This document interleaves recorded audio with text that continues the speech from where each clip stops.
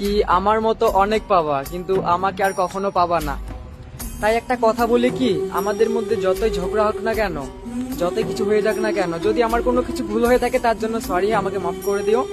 আর অজুহাত মনে করো বেশি বেশি তোমাকে নিয়ে স্বপ্ন দেখে ফেলেছিলাম আমি। একটা কথা কি বলতো, আমি যে তোমাকে এত শাসন করতাম, এত বারণ করতাম, এত কোনো কিছু করতাম, তুমি কিন্তু সেটা আমাকে বোঝাইতে পারতা।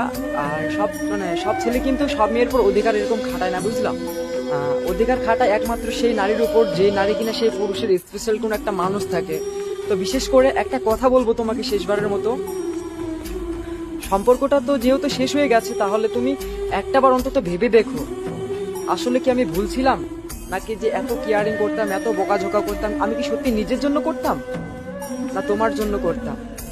আমি জানি এই ভুলটা তুমি ঠিক একদিন বুঝতে পারবে, আর সেদিন হয়তো সময়টা পেরিয়ে যাবে, এই সময়টা থাকবে না।